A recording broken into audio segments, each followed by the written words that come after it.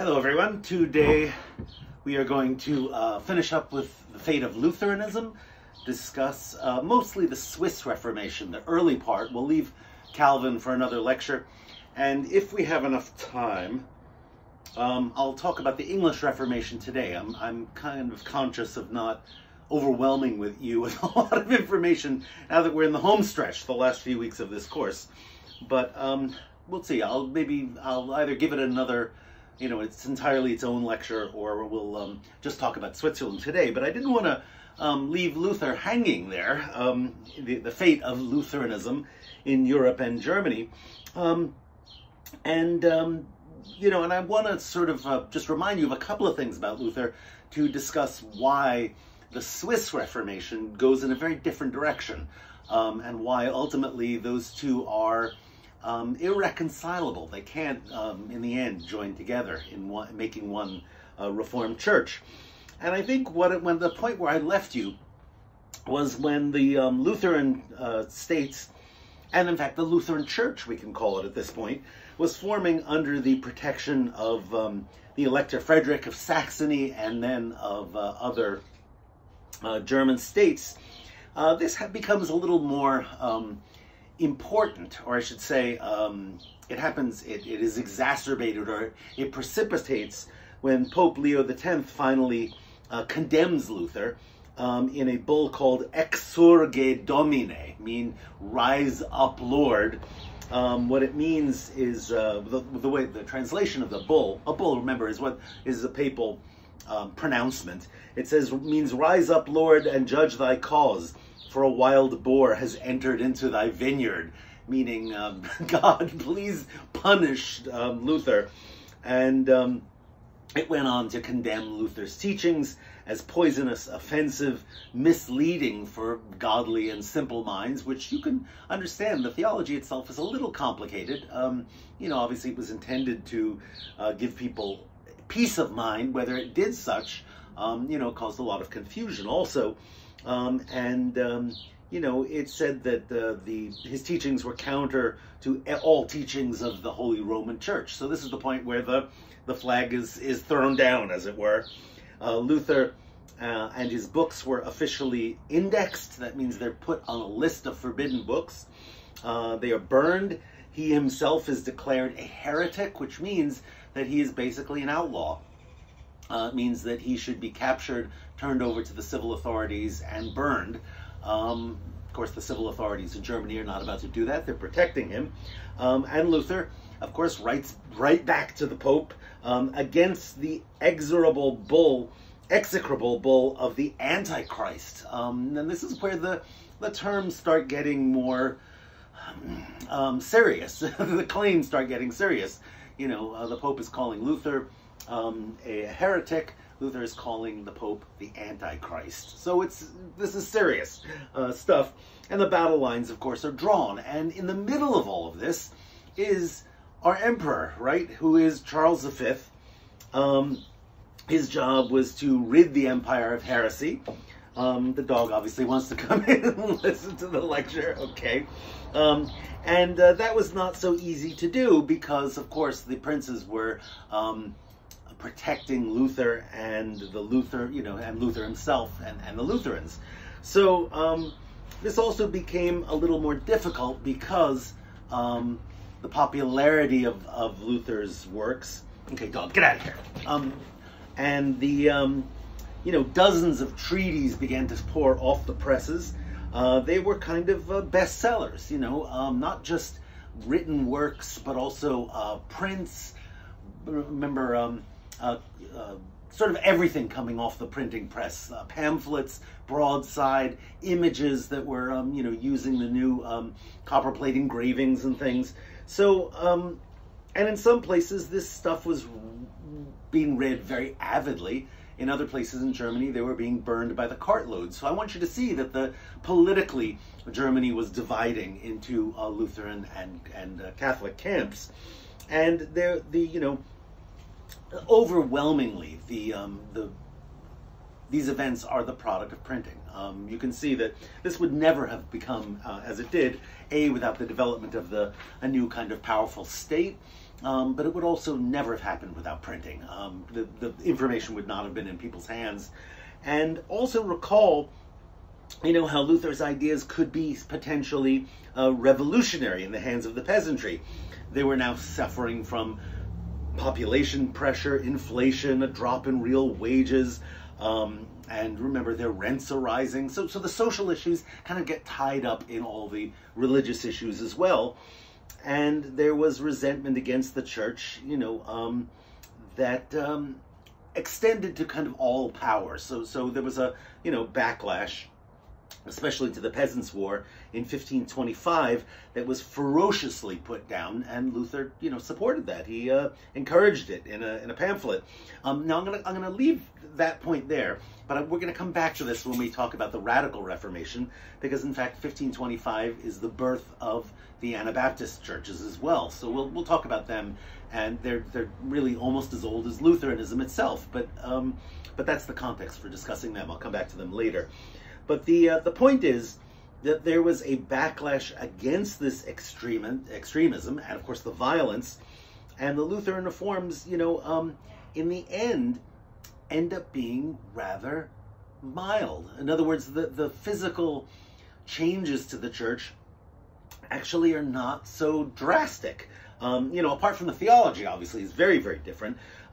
And there are some obvious changes that everyone would have noticed immediately. Your local priest gets married. There's now a vernacular in the liturgy, and you're singing hymns and so forth. But apart from those things, I think the church practice actually didn't look a whole lot different. Meaning that, Luther was conservative about a lot of things, like the clerical vestments, the fact that there were still images in the churches. He didn't think that was really a problem. The church hierarchy, the government of the church itself. These, remember, were what Luther classified as adiaphora, things that really don't matter very much. And he felt that if a local, church wanted to maintain these traditions, that was fine. Even though they weren't warranted in Scripture, they didn't have to be eradicated, because in fact they could help faith. Now this is of course confusing on some respects, because faith is something you have or you don't have. It's not something you can strive to get. So how would an image help you get that? I mean, it's not an internal contradiction, but I think for many people this was confusing. If this was something not in Scripture and was once considered a work, do I get credit for praying to this image? Isn't it actually misleading for me? Why wouldn't I get rid of it?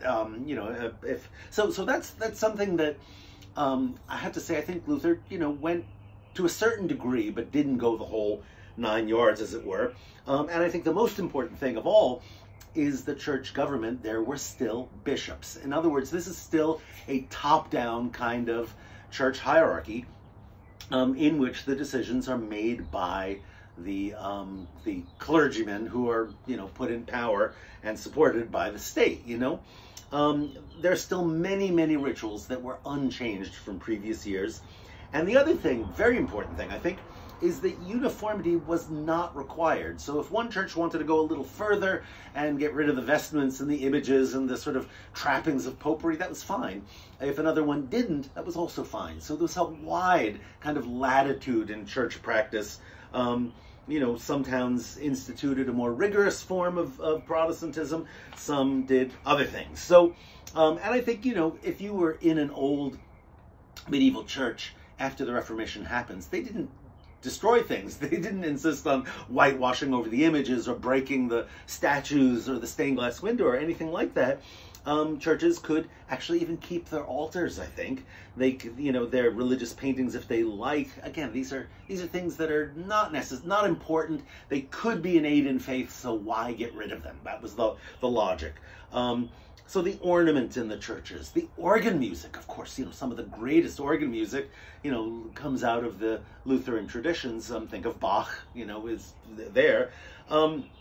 And then also the, liturgical instruments, the gold chalice, you take the Eucharist from, the pyx, the monstrance. A monstrance is a round sort of disc that has the Eucharist inside of it, and it's usually nicely decorated. They're beautiful medieval ones, but churches said we're not getting rid of this stuff. This is the beauty and the pomp of our church ceremonies. And even if the meaning of that Eucharist has changed a little, there's still a real presence, though, remember? We're not getting rid of this stuff. We like this. The parishioners enjoy this. There's no reason to destroy that. That will turn them away. So the physical Lutheran churches, until new ones, of course, are built, look very much like the older churches. And, of course, if you're still in a medieval church, nothing has really changed. It's still the same physical space. The order of the service, of course, is different. It's now in German. But it's not really that different from, not drastically different from the Catholic order. There's still a baptism. There's still confession. It's not considered a work. It doesn't get you credit with God, but it's, people still believed in it, believed in the value of it. And they still celebrate the Eucharist. And although Luther, remembered, rejected transubstantiation, his final position was that there is a real presence. It really is flesh in the bread and wine. It's both, again, it's this strangely conservative compromise he came to called consubstantiation. So, in many respects, and this is really just my opinion. Obviously, I'm not an authority or even expert on these matters, but the doctrine of sola scriptura would, by implication, mean that if everything that you do is warranted by the text of the Bible, well, theoretically, if something isn't in there, you should get rid of it. But Luther doesn't go that far. He doesn't take it the whole way. He doesn't assume that if it's not in the Bible, we shouldn't do it, right? And we'll see the other Protestants, of course, do.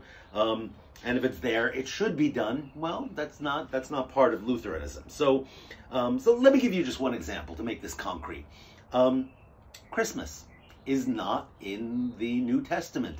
We don't actually know when Jesus was born. At some point, I don't actually know how this happened, they decided that it would be December 25th, which is really an ancient Roman holiday. It's Saturnalia.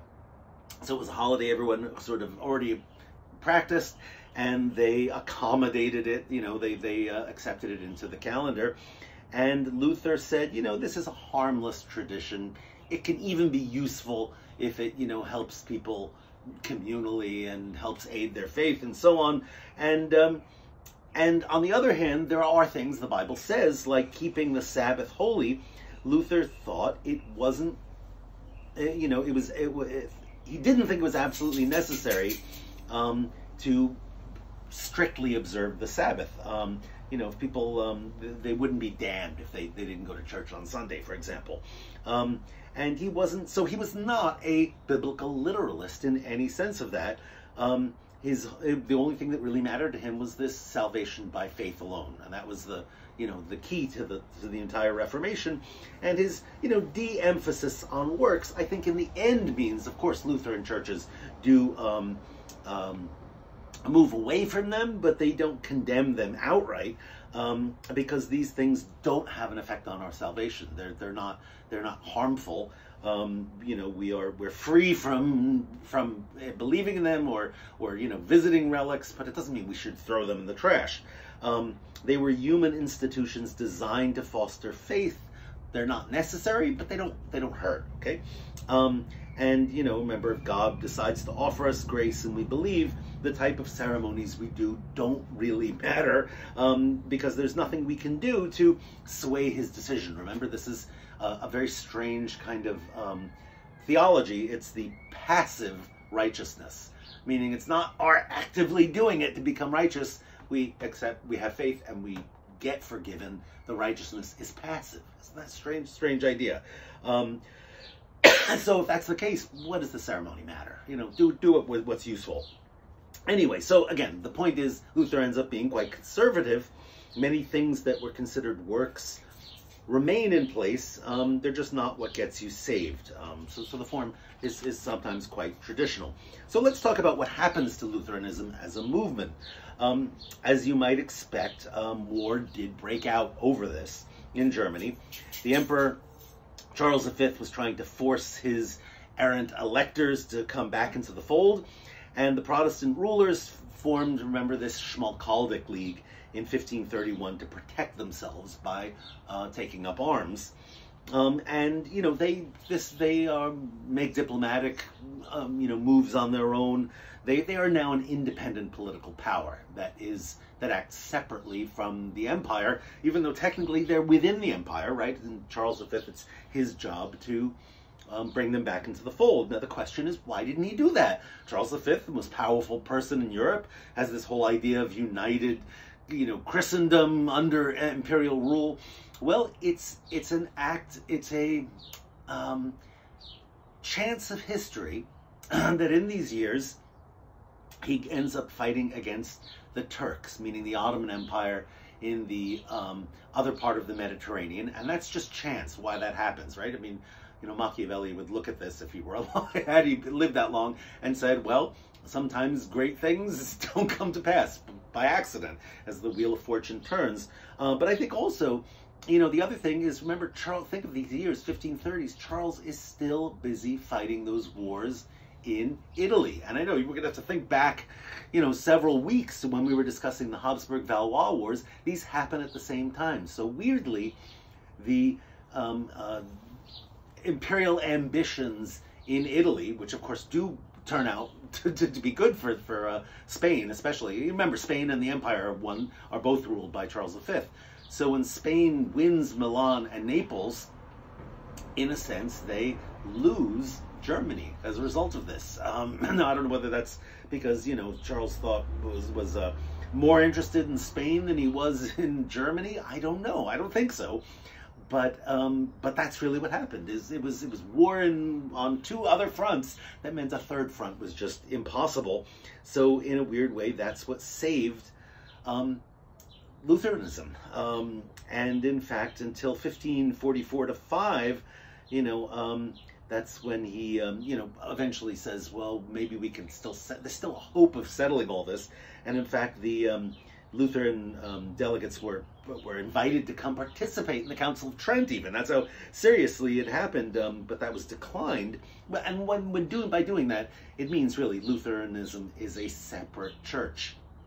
Right at this point also, Luther died. So the movement becomes, well, it's obviously permanent, but he was spared the war when Charles V finally says, okay, now I'm free of these other entanglements, and I'm going to take on the Protestant states. And this happens in 1546 to 7.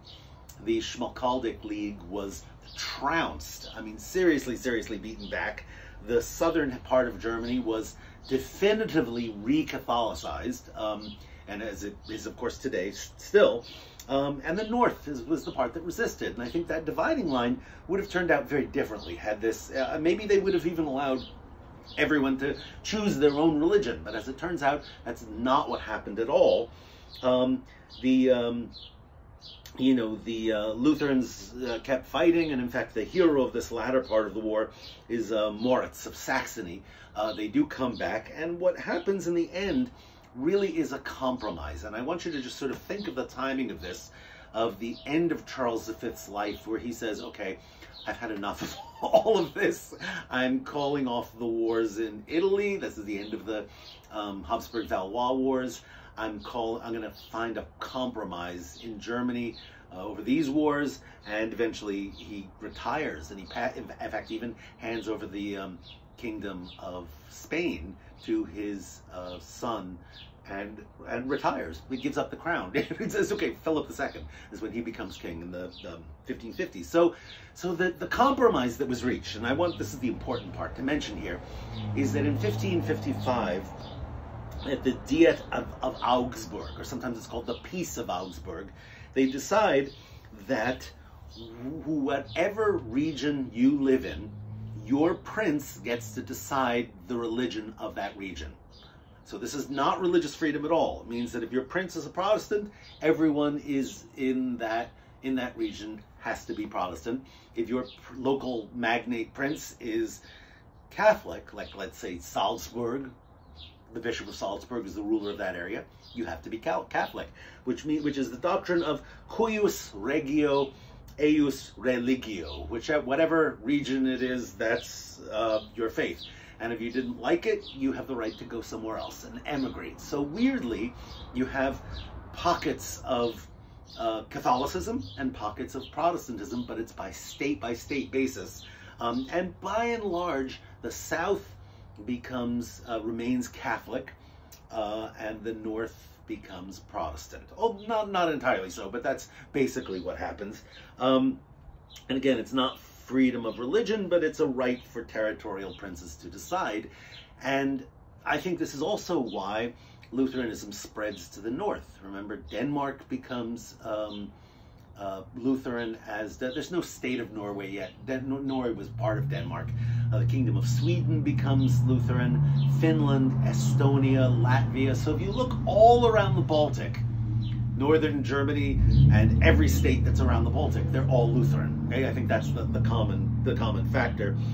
Iceland, of course, also becomes a Lutheran church. So, and this is, also precisely the point on which the where am I going? Where's my notes here? No, that's I've got that. Okay. So let's move on to Switzerland, and I want to just say a couple of things about Switzerland first, just to sort of introduce why this is. We haven't really discussed Switzerland at all.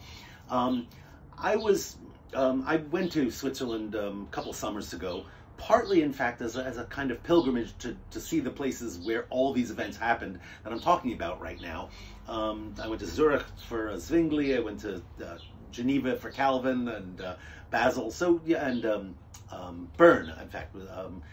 And the impression that I come away with, and I kind of always knew this, but it never really sank in, is that Switzerland is, of course, in the Alps, okay? Enormous, monstrous mountains. The Alps are in the middle of this country, and the cities shed off in every direction.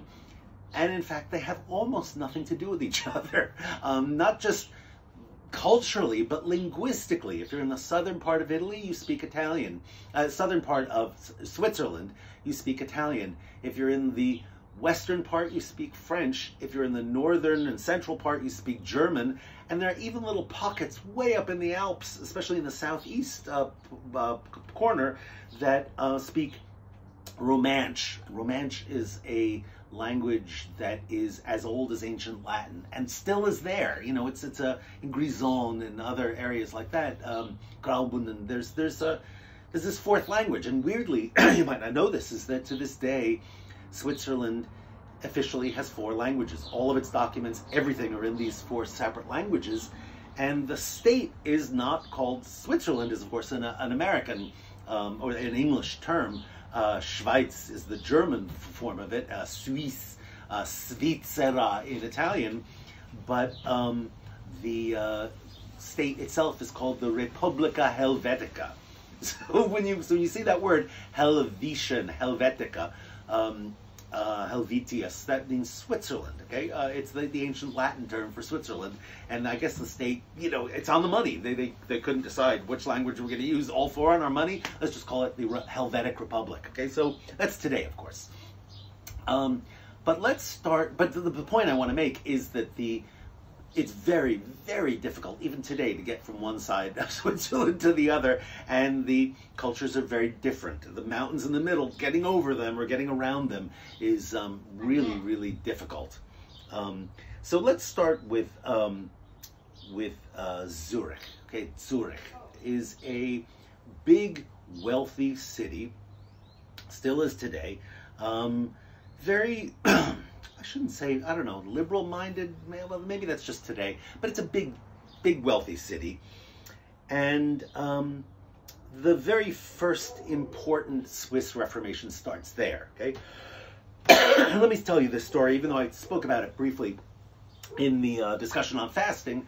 Let me remind you of what happened there. So there was this printer in Zurich, who in the period of Lent, in fact, I think it was March, I'm going to just guess on this, I think it was like March 25th, so it's somewhere around right now, which means in Lent, right? had an enormous job to finish. And his workers are there, and they're complaining, and they're saying, we haven't eaten enough, we're tired, can we go home? You know, it's late, and he has to finish this job. And he says, okay, well, I'll tell you what, if I feed you really well, would you finish this job? Would you continue working? And they're like, well, you know, the bread and fish and beans, that's not going to sustain us. And he says, okay, I'll give you some sausages.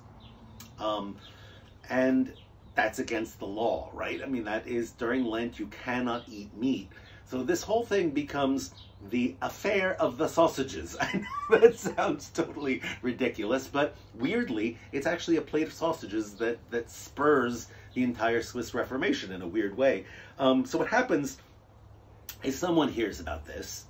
The printer is called before the magistrates in town, saying, you know, you have to answer to these charges. You didn't buy a dispensation. You have to buy that in order to be able to eat meat. And unless it's a real extreme case, or unless the local magistrate really needs money, you're not allowed to do that. You have to pay up, right?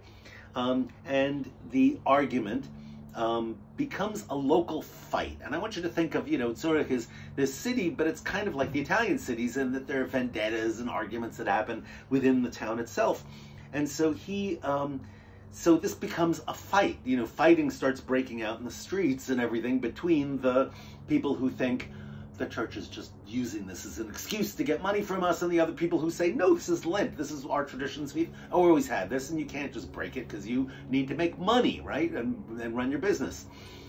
And the fighting becomes so serious that the local town priest, Ulrich Zwingli, okay, or Uldrich, I don't know how you say it in Swiss dialect, but it's Z-W-I-N-G-L-I, Zwingli, steps in on the matter. And in fact, if you ever go to Zurich, there's a sort of a river, there's a big tower on the edge of that by a bridge, and that was the church where he made these pronouncements. And basically what he says is, okay, what's the ultimate authority in Christendom? Is it the traditions of the church? Is it the Pope making decisions? Is it the councils? No, it's the text. Isn't that what we've all agreed on? It's the Bible itself. This is the Word of God, says Jesus himself. Look in that text. Does it say anywhere that we should not eat meat on during Lent? Of course, no, it doesn't say that. In fact, it's exactly the opposite. Jesus and his followers, Jesus made a point of saying there are no kosher rules anymore. Eat whatever you want. Remember that whole scene with Peter? He has this dream, and there are all these animals, pigs and things writhing in this big tarp, and he says, I can't eat this stuff. And God says, arise, Peter, kill and eat. And meaning everything is okay. You know, the laws are abrogated. You don't have to keep kosher anymore. You don't have to be circumcised. It's not what goes into the mouth that corrupts a man. It's what comes out of the mouth, meaning the words, what you say. So theoretically, Christianity has no food laws at all. Why these creep back in over the years is, of course, in the course of the Middle Ages, it was decided that during Lent you should be penitent. You should not have a whole lot of fun. You shouldn't have sex either. And in fact, eating meat. And remember, this goes back to a very, very Greek idea in medicine that meat is very nourishing. It causes a plethora of blood in your body. It stimulates your libido because that blood in excess converts into sperm in men and women, remember? And that that's going to lead you to be aroused and commit sin. And so things that would lead you astray, it was eventually decided should be banned. Nourishing food should be banned in that 40-day period leading up to Lent. Which I guess, no, it's over now. We just had Easter, it was yesterday, sorry. So it's over, now you can eat meat. But they believed that if you ate unnutritious food, salads especially are not nutritious, they're not good for you, they're cold and moist and phlegmatic, then you would never get aroused. Which is fine if you're being, holy. It's really terrible if you're trying to work and you need, in their minds, okay, obviously you can live on vegetables, but they didn't believe so. And so here's Zwingli saying this was an invention of the early Christian fathers, people like Tertullian and St. Chrysostom and Basil were early commentators on fasting, and they made this up. They did it for very, for maybe a good reason, but it's not something required for salvation. Is that God sending me a message through a car horn? I don't know. Okay, so this idea spreads from Zurich. It goes to Basel, and I mentioned Basel because it was in the north, on the border with Germany, a very important place on the sort of trade routes and wealthy. The person there who is very sympathetic with Zwingli's ideas, again, the idea is, if it's in the Bible, we do it. If it's not in the Bible, we don't do it. So fasting is really the match that lights this. It's not the indulgences like in Germany. Here it's the dispensations. So in Basel, there's a guy, Ecolampadius. That's actually my favorite name. Anywhere, Oecolampadius, Ecolampadius. I always wondered if I had a cat, I would call him Ecolampadius. I do have a cat, but that's not his name. But you could call him Echo, you could call him Lumpy, you can call him Paddy. It would be very good. So anyway, that's one person.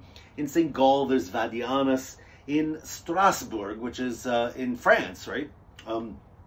It's Martin Bucer, B-U-C-E-R, and we'll come back to him in detail. He's very important also. So a handful of other people start thinking that, what we really need to think about, in a way that Luther didn't really care about this, is the rituals, the ceremonies, the church government, and the moral discipline. What is good is any of this stuff, unless we actually make people better, if we get them to behave and do good things. Does fasting make them behave? No, it's random and irrelevant. And I don't want to suggest that they stop believing in those Greek medical ideas. They do very strongly still believe in them, but they just thought it's not part of religion, okay?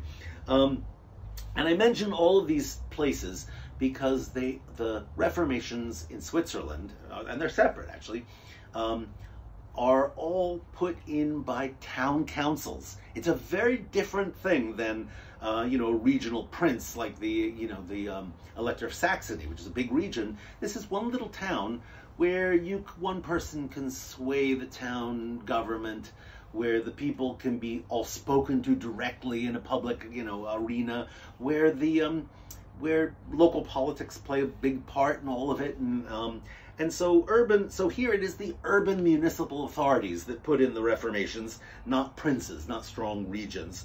And the effect of this is that they can be a whole lot more thorough.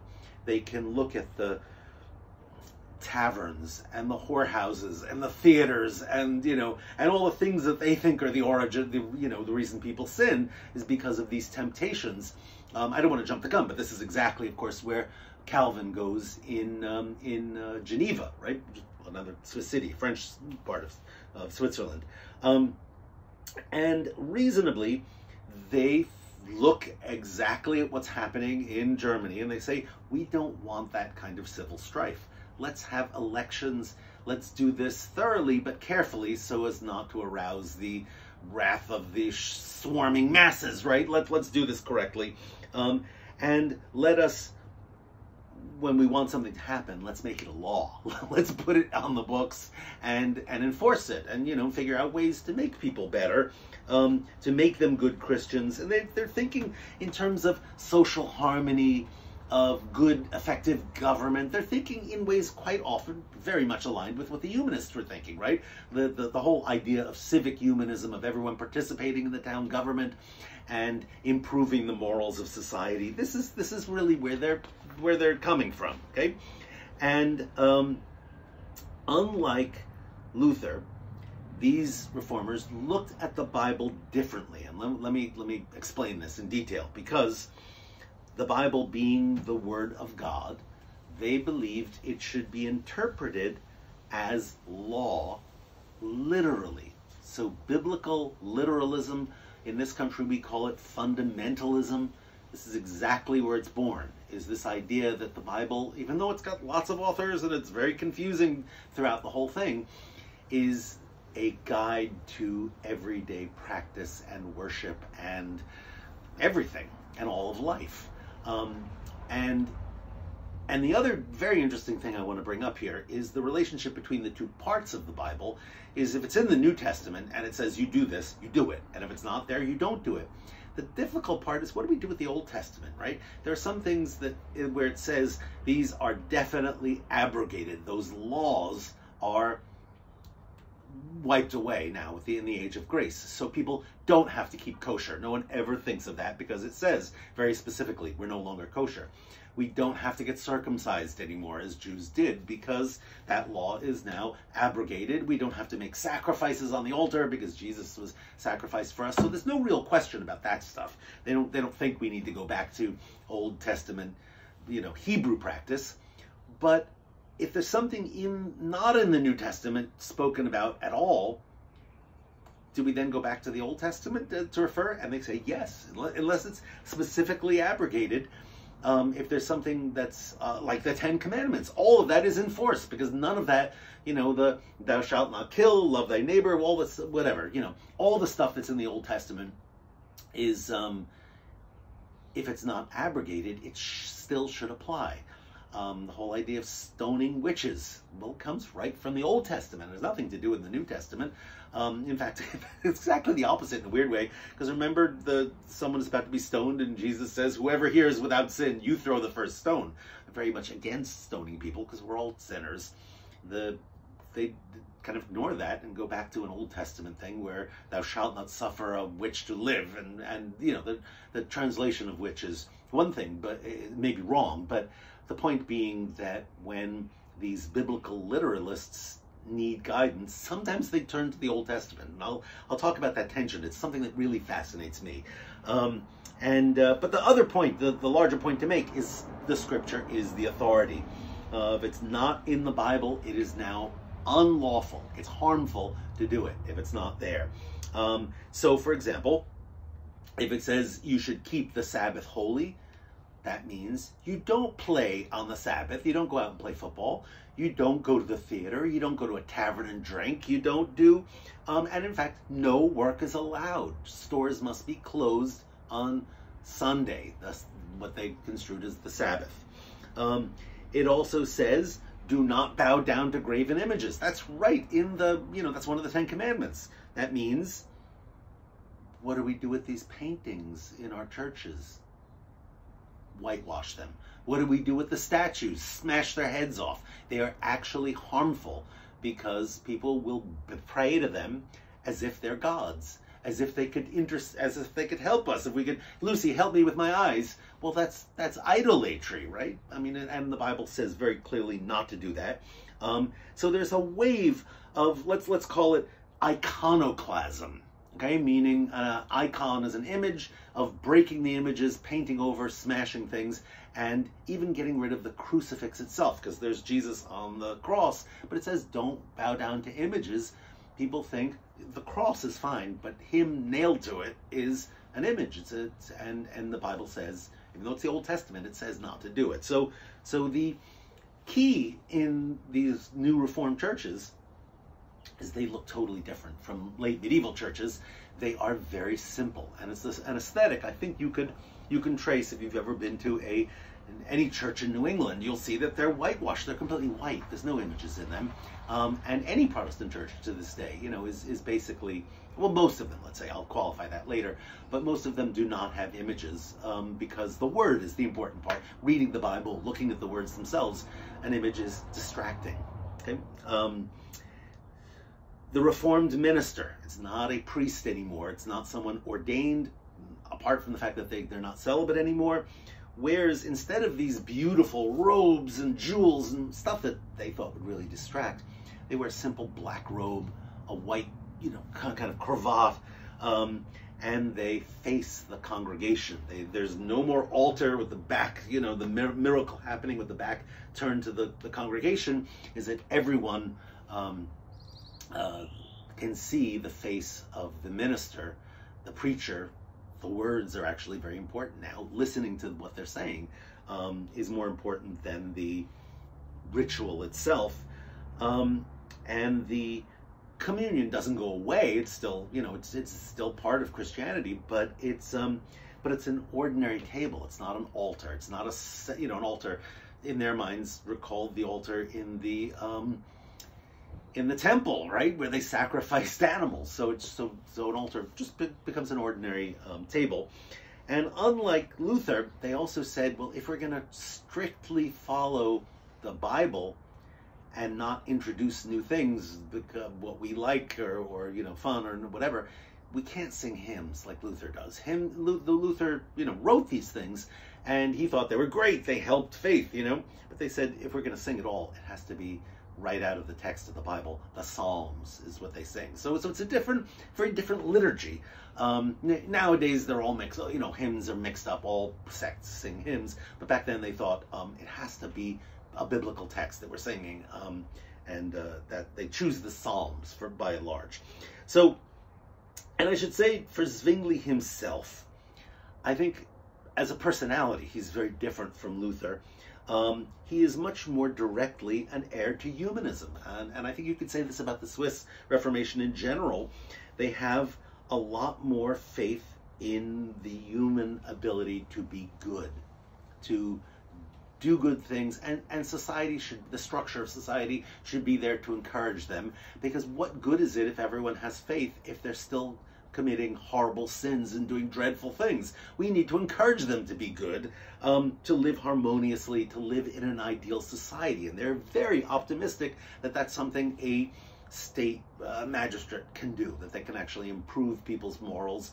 And they're not denying that faith alone gets you saved, but as long as we're here on earth, let's make it as good as we possibly can and get rid of the temptations to sin, which are going to not only lead people to hell, but they're going to make it dreadful for everyone else, right?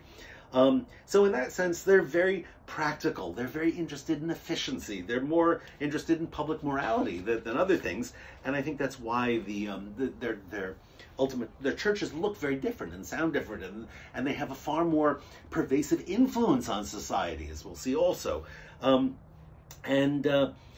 it doesn't come from some kind of agonizing, soul-searching struggle, the Anfechtungen of Luther, but it comes from this kind of practical decision to improve the morals of society, strengthen the church, remove its abuses, and use the Bible as a guide for that. So in that respect, it's very pragmatic, right? And Zurich follows his cue. The important thing that they do is they abolish all religious houses, meaning the monasteries, which, remember, were sometimes very wealthy, sometimes landowners, sometimes, living the high life and being very, enjoying their nice wines and fine food and concubines and whatever. So they decide that there really is no practical reason to have a sheltered community of men or women in nunneries that's supported as parasites, basically, on the rest of the state. So they abolish them. They strip the churches bare. They distribute Bibles in the vernacular, which is very important. And the city council abolishes the Mass, meaning the form of a communion is taken every Sunday and said, over and over by monks in their oratories. The communion remains, but it's delivered only 4 times a year. Okay, it's not something that happens every day in their minds. It's the reminder. And I think for Zwingli, the most important thing about his theology, and the one that's going to that it will influence every single Protestant sect other than Lutheranism, is the idea of what actually happened in the Last Supper. What went on in the Eucharist? What's happening? And when Jesus says, the Eucharist, when you eat bread and drink wine, remember me, he doesn't actually mean it's literally turning into flesh and blood. It's a memorial. It's meant to remember. And keep in mind, Jesus spoke metaphorically all the time. I am the vine. I am this, So why should we take that literally? We should take it as an opportunity to remember. And the act of eating, the act of remembering the memorial does get us grace. The effects come in. And there's a point where he just comes out and says what we've all been thinking this far is, this idea of the real presence is cannibalism, isn't it? We're eating his flesh. That's grotesque. And so, and I think that sort of gives you an idea of how far, we've come from the early mystery religions where we're incorporating the God as an entheogen, getting his strength by consuming him and destroying him. That's a very, very ancient idea. It's kind of worn out by the time we get here, that a logical Swiss theologian can say, come on folks, this is just a memorial. There's nothing present. Christ's body does not come into the bread. It doesn't say that anywhere in the Bible either. The transaction that takes place is entirely spiritually. The bread and wine are symbols of the covenant made with God. They're not flesh. And when he says, this is my body, he didn't mean there was something magical going on, right? And so Zwingli is the first to reject the real presence, and makes this important, very important distinction that yes, faith is the thing that gets you saved. It's the most important part of this. But a person who has no faith and takes the wafer, nothing happens. And you can see that this is the end, at least for this sect, of the magical understanding of the Eucharist as having power in and of itself. Is that, in medieval Catholicism, if you took medieval Christianity, all Christianity, if you didn't believe and you took that, you still get the benefits, right? Here it's an idea called receptionism, that you don't get anything. All you're eating is a piece of bread if you don't believe that it's a memorial of Jesus. And it is just in fact bread. That's what's going on. And if you don't believe, nothing's happening at all. And that's a very important distinction, because in Catholicism later, and in fact even in Lutheranism, the believer does receive the actual transformed body of Christ. A miracle happens, and it has nothing to do with the recipient. The recipient can believe or not. So you can see here that the inward belief is the really important part. For those who don't have faith, nothing happens. So Zwingli is centrally important. I'll talk in a bit just what happens to him, but his approach to the reform begins to catch on throughout Switzerland, in pockets. It's not like, in fact, the map of Switzerland, when it finally divides, is very confusing, but I'll try and explain it. It's Basel goes with Ecolampadius, as I mentioned, in Bern. Bern is a very strong military power. Bern is, in fact, still the capital of Switzerland. I'm pretty sure it's not the case. Anyway, it's a big city. And Strasbourg, which is just up the Rhine from Switzerland. The city council follows the Swiss model under Martin Bucer. Bucer is, in fact, a remarkably original theologian. He attempts, in fact, at some point to reconcile the Lutheran and the Reformed traditions. And when I say that, just realize Protestantism is all of the non-Catholic churches. The Lutherans are one tradition. The Reformed is all these traditions that come out of Switzerland, and we'll see spread elsewhere also. But Bucer is very influential in all of this, because that's B-U-C-E-R, if you're wondering how to spell it, Martin Bucer, because he stresses discipline, the rules that people live by, and the idea that, well, yeah, if you have faith, that's fine, but you need direction. You need some help to tell you what to do with this faith and where it should go. And he did believe the community can be improved by this. And we'll see that Bucer influences not just Calvin in Geneva, but the Puritans in England, the Puritans in Massachusetts also, ultimately. And he had this idea of remaking the world into the kingdom of Christ, which influenced all sorts of interesting people. And I should mention, the connection to England is he went there in the 1540s. He actually died at Cambridge, interestingly. So, and as I said, Bucer tried to reconcile the Protestant and all the several Protestant camps he was invited with a handful of other reformers to go to what's called a colloquy. Colloquy means you speak with the other people. You know, it's not a symposium, you drink with the other people, though we use that term for speaking, but a colloquy just means to speak with. Was organized by Philip of Hesse in the city of Marburg in 1529. It's called the Marburg Colloquy for that. And what they were trying to do was iron out these doctrinal differences to stand on a united front and form a kind of united Protestant church that could stand up to Rome. You know, this is still the point where Charles is busy in Italy, so it's not a real, you know, they have time to think about these things and iron them out. And Zwingli is there, Ecolampadius is there. Luther sends his right-hand man, who's Melanchthon, the very serious Lutheran theologian, and Butzer is there. And most of the issues they actually agreed upon. They said, yes, faith alone, sola fide, sola scriptura. The Swiss were even willing to allow differences in church practice up in Germany. But the real sticking point, the thing that they just could not agree upon, was the real presence. Is that bread flesh? Luther would not budge on this point, and the whole colloquy becomes a failure.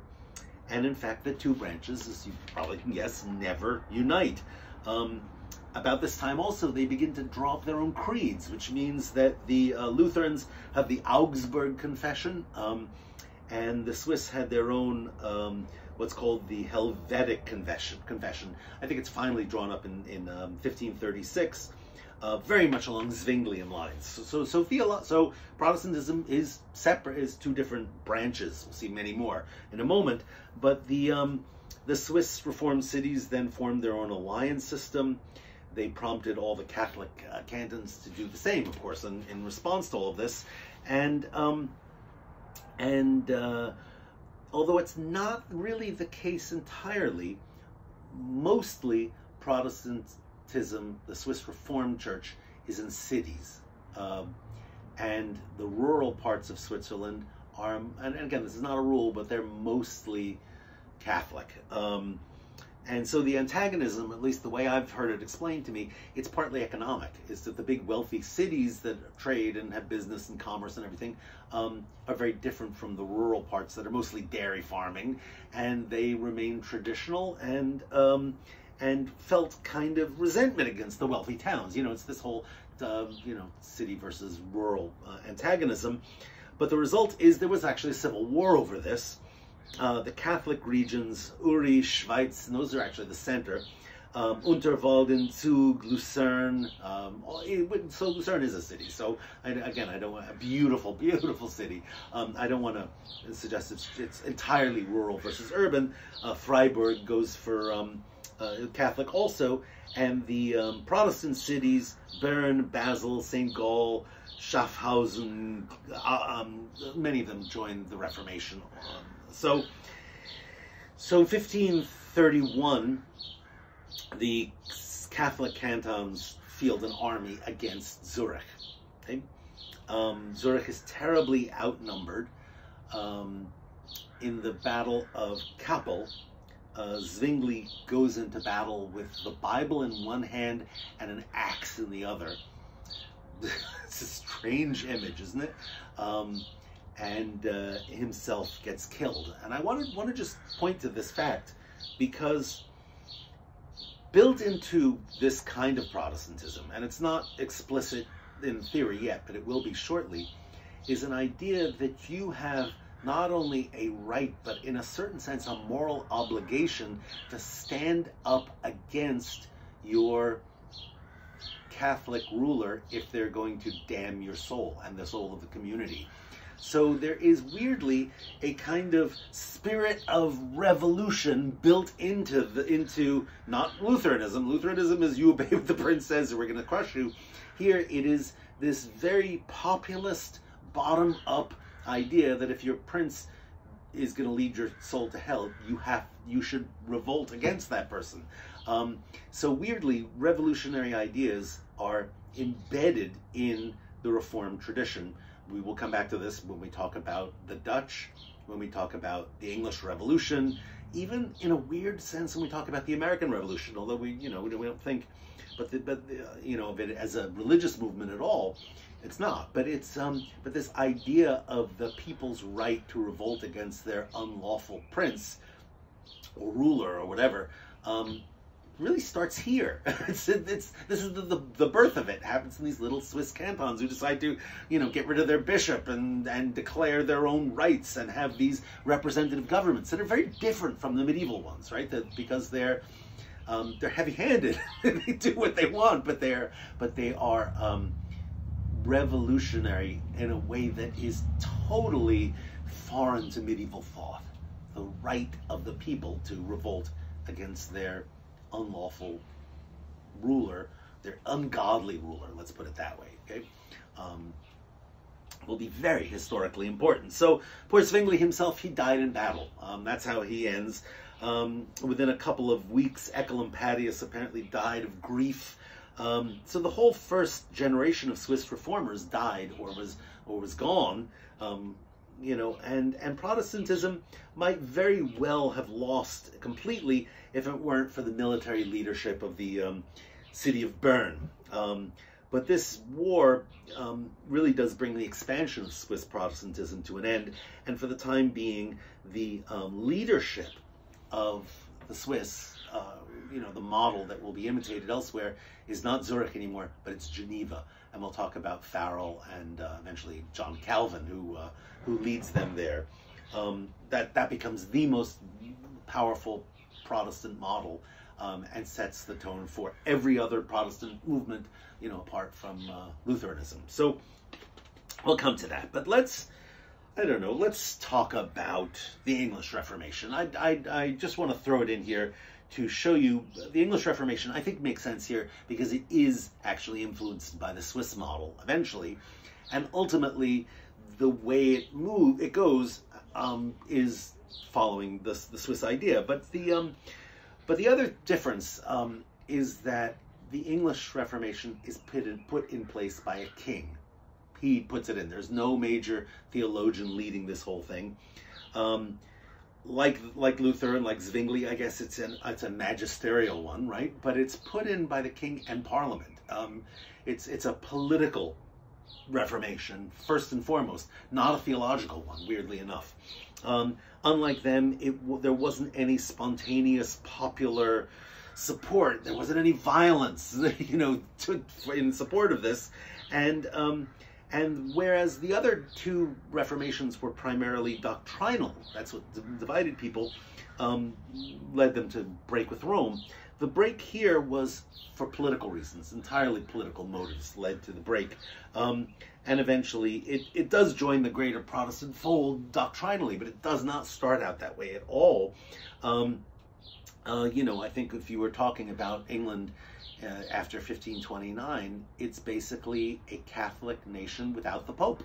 That's the way to describe it. So let's talk about this. And if you're interested in this topic, take my course on Tudor and Stuart England. I've got a whole week on the English Reformation. I just thought it would be a little bit too much to go into it in that much detail for this course. So let's start with the basics. 1529, King Henry VIII has been married to the Spanish Princess Catherine of Aragon, not unhappily, for a very long time, half of his whole reign, he's married to her.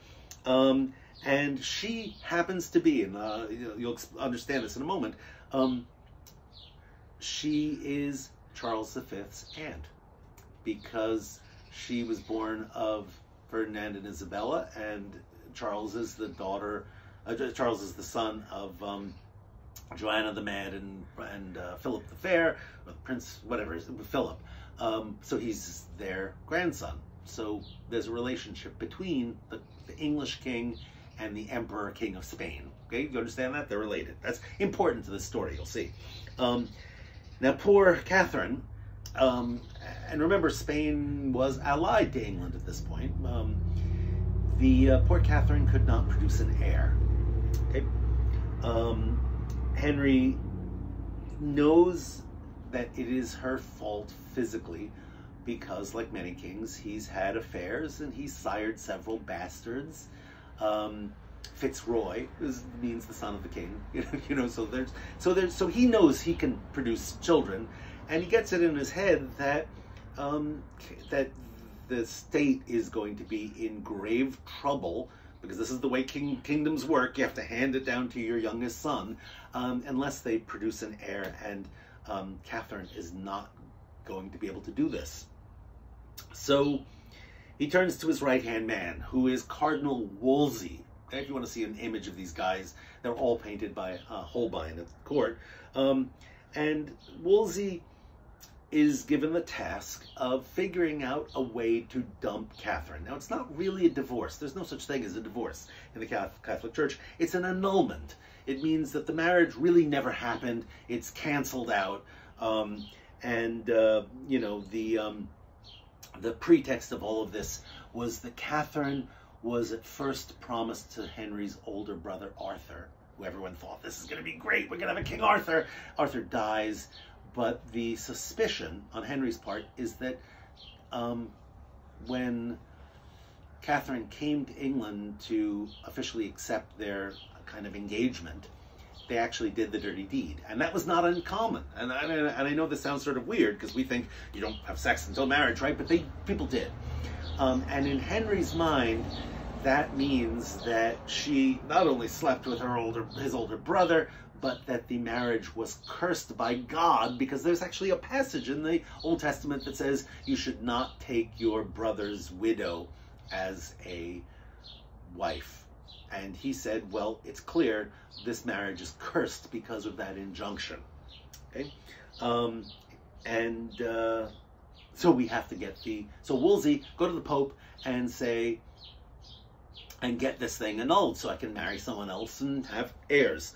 Now, why was this such a sticky point? And at this exact moment that this happened is because, remember, Charles V's armies are right outside, right outside of Rome.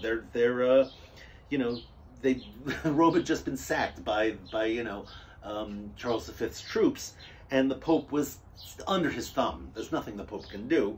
It's a difficult position, and he doesn't want to grant this annulment because this is Charles's aunt. He's going to probably punish him more if he does that. So he says, I can't do this.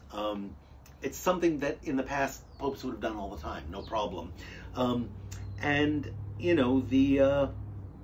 Henry again says, well, this is legitimate reason for an annulment, because Catherine slept with my older brother, and therefore this is I can't do this. And in fact that claim is probably not true. I should mention, but he wants to get this annulment, and I think also Henry was informed by some of his advisors that, he wanted to get rid of the power of the Pope. Okay, Pope had influence over much of the wealth of England. Much of the tax revenue went ultimately to Rome. Remember, the church owns lots of land. There are big, powerful monasteries in England, and they're collecting church tithes. They're actually dispensing canon law for some kinds of crimes you would take to a church court. And of course, if you're a clergyman, you have your own court system. You go to church courts. And in Henry's mind, I think that was a breach of his sovereignty, his right to rule all of his subjects, everyone within his realm, right? That makes part, but that's a very modern way of thinking, right? And I think there are many good reasons for Henry to want that authority and the revenue of the church for himself.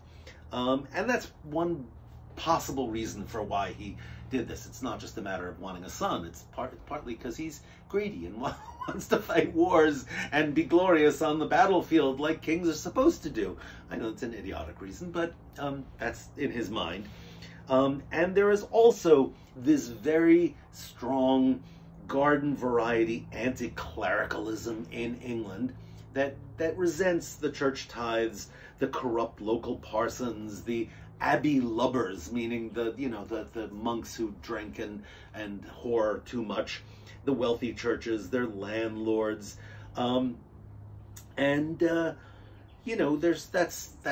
remember, Erasmus went to England, and his friend Thomas More is there, and so that kind of anti-clericalism is an intellectual movement there also, in Oxford especially. And remember, Wycliffe was in England, right? And his descendants maybe literally that still remain there, or some of that sentiment has remained, even though the Lollards were hunted down. So now there's also another person who I should introduce here, and I can't go in detail about his character, but this is Thomas Cromwell, one of Luther's main advisors, one of his chief ministers. Believed that, well, you're always in need of money, because remember, there was not a really efficient way of taxing the English subjects.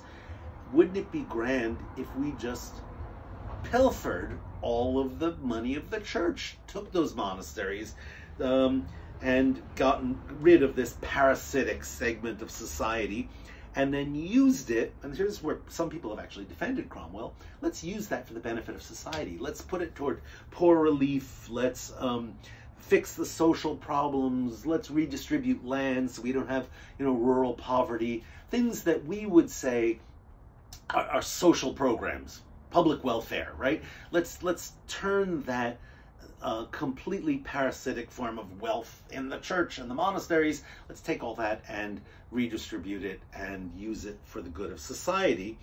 And yeah, that, legitimately enough, it's why when you see the name of a wealthy mansion like Downton Abbey, well, it's not an abbey, but it was before 1529, well, before the 30s. When those wealth is seized, they often sell it to private individuals, and that's the way they get the cash, right? A big building is not going to be of any value; they sell it. So many places that are secular, owned by wealthy families, are called abbeys. Three.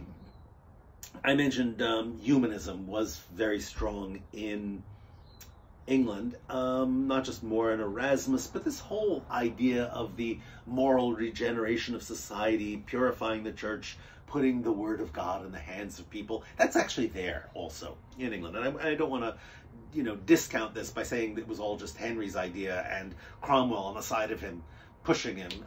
It's partly that, but it's also there's real sentiment in England for it. So 1529, Henry calls Parliament. It's suggested to him that you don't need the Pope to make this annulment.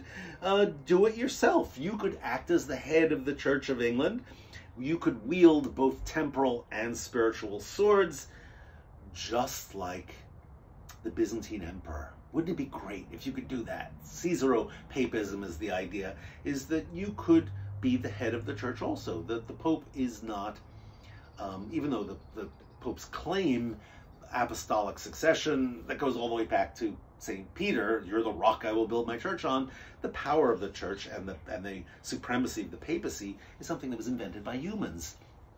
Why not, claim that the king is the ruler of everyone in his realm, care for not only their political well-being, but their spiritual well-being. And that's the idea. He has an example of this happening, was the Byzantine Empire, Constantinople. So he gets this idea of royal supremacy from Thomas Cromwell and people like him, that he should be the ultimate authority in his own realm over all of his subjects, and that the ecclesiastical abuses in the church should be reformed, right? So again, this is not a theological thing that motivates this at all.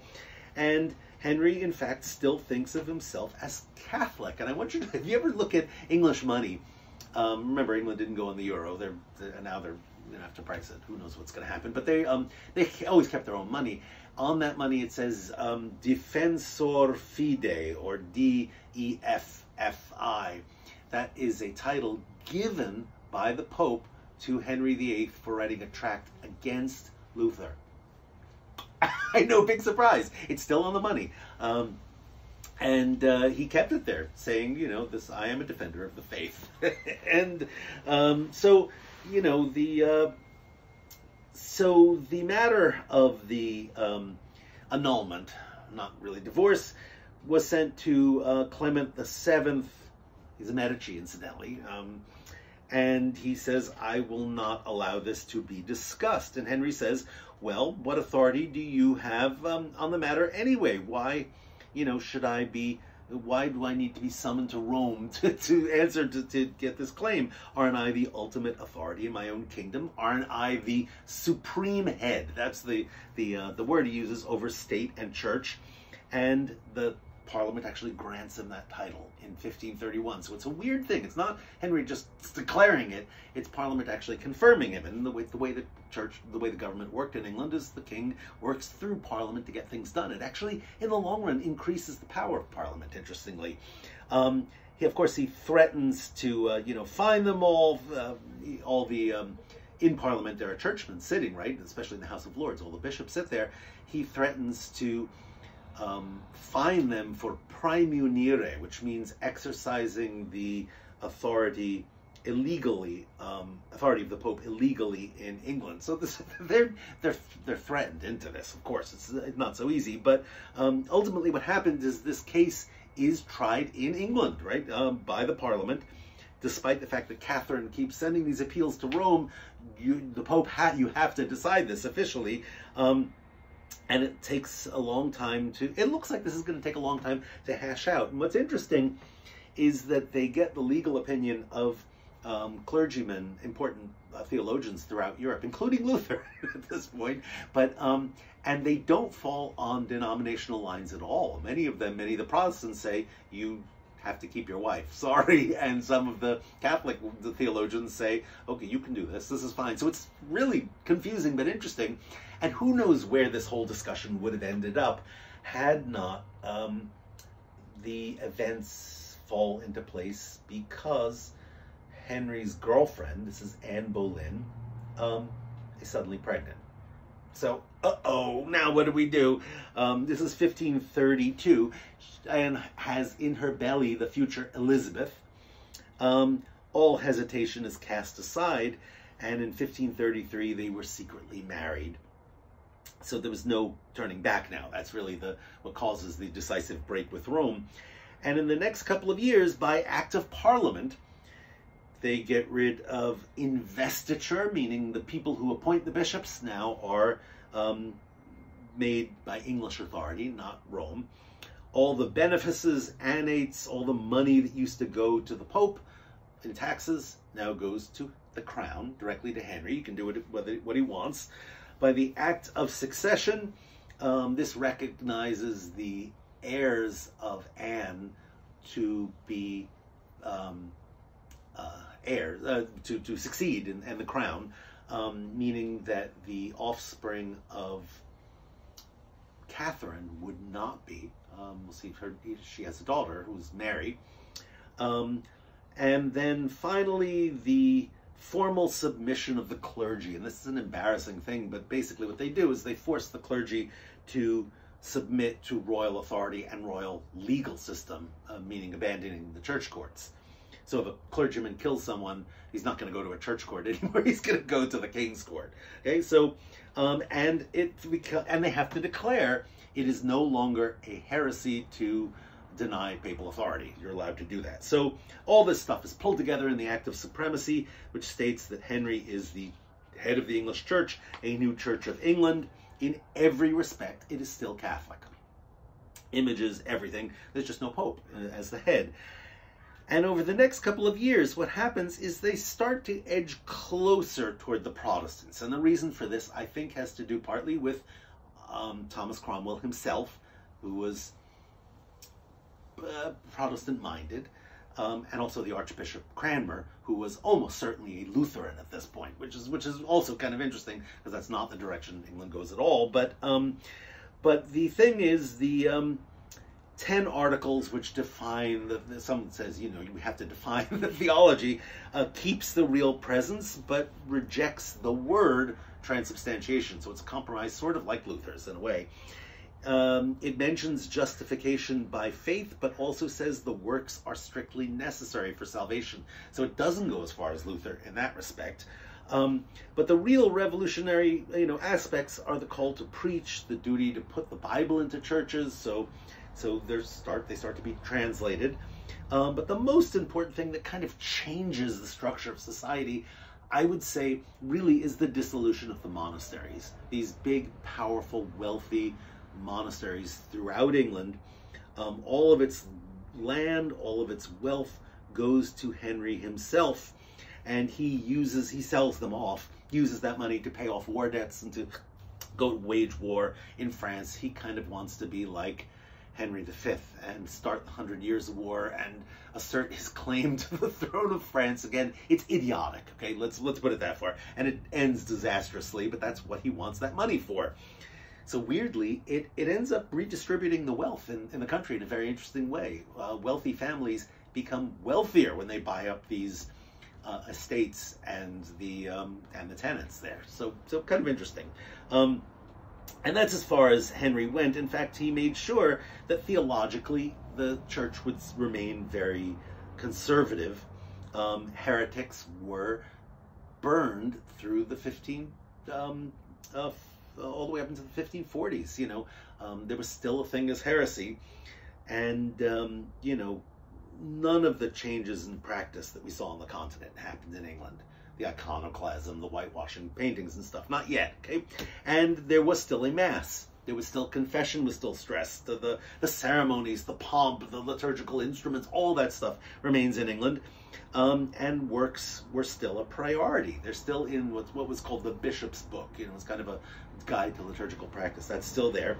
At least during Henry's reign, there's still an English Catholic Church. That's the way to think about it. But this would not be the case under his son. And again, I'm just going to try and put these two halves of this talk together.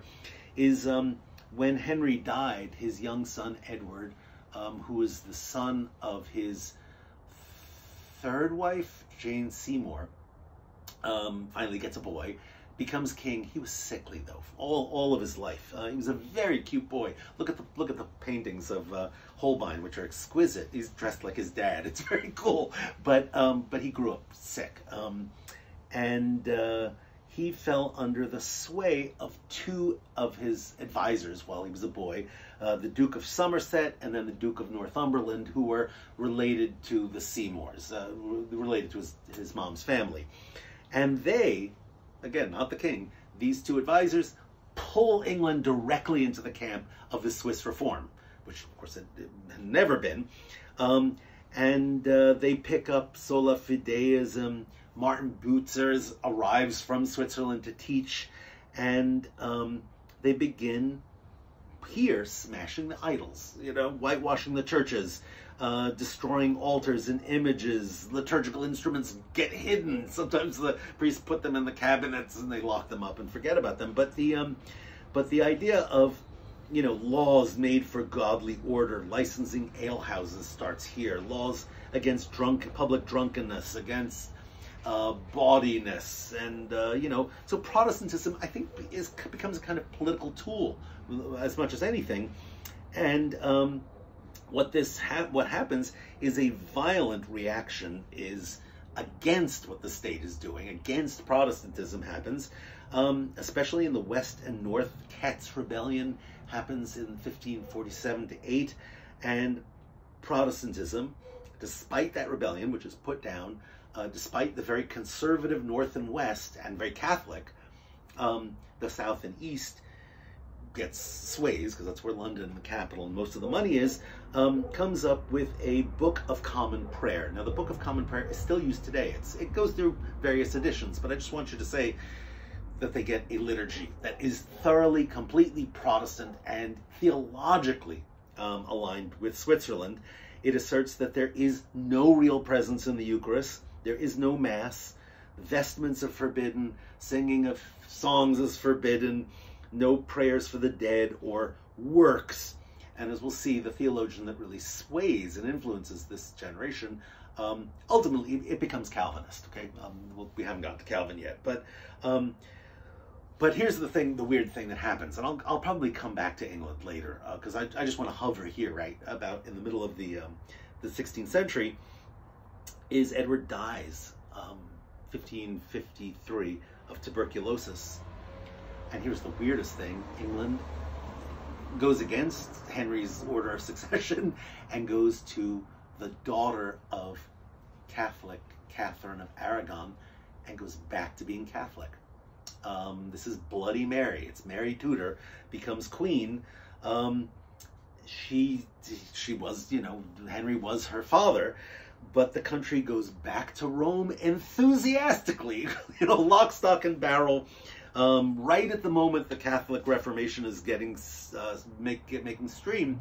And as you might know, why she gets that epithet, Bloody Mary, is that all the leaders of the Protestant Reformation in England end up being burned. The bishops Cranmer, Latimer, Ridley are, held trial and burned, and this persecution of Protestants, and she has a very short reign, and it's disastrous for many different reasons. I think most importantly is she marries the King of Spain. She marries Philip II. People forget about this. I think they met a few times. He never comes to England, but the real fear among most people is that if they have an heir, we're going to be sucked into the kingdom of Spain.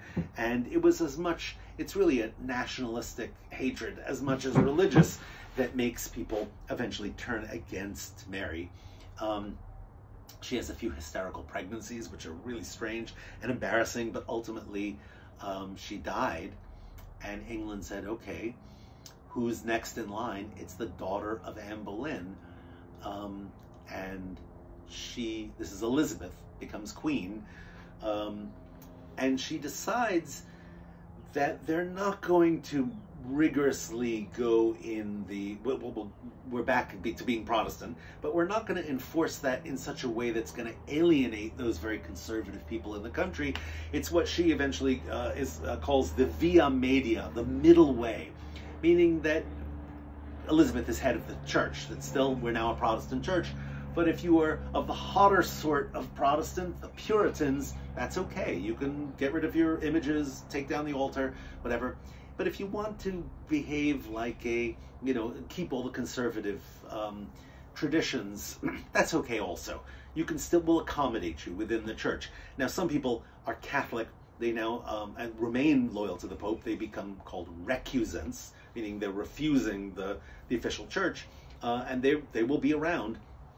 And there are also people who really want to reform the church completely and thoroughly, and they become Puritans. So I want you to just notice that while this via media works during Elizabeth's reign, for the most part, not entirely, it divides England theologically into very separate camps.